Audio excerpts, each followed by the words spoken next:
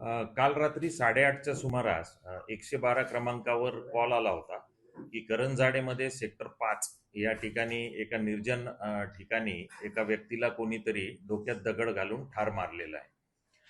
असा कॉल प्राप्त झाल्यानंतर पनवेल शहर पोलीस स्टेशनचे बीट मार्शल पोलीस हवालदार कारंडे आणि केनी तात्काळ तिथं घटनास्थळी गेले. त्यांना तिथं आढळलं की मृतदेह पडलेला आहे. त्यांनी घटनास्थळी विचारपूस केली. जे उपस्थित लोक होते त्यांच्याकडून त्यांना माहिती मिळाली की मैताच्या भावानेच तो हा खून केलेला आहे. त्यांच्याकडून त्यांनी नाव घेतलं आणि तात्काळ मैताचा आरोपीचा शोध घेऊन त्याला ताब्यात घेतलेला आहे.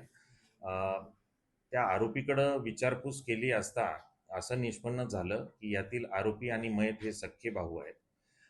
यातील मयत ज्याचं नाव दत्तू काळे आहे, त्याच्या चुलत भावाच्या पत्नीसोबत अनैतिक संबंध होते.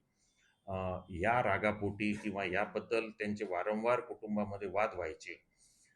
या कारणास्तव त्याचाच भाऊ नागेश काळे यांनी काल संध्याकाळी भावाची डोक्यात दगड घालून हत्या केलेली आहे.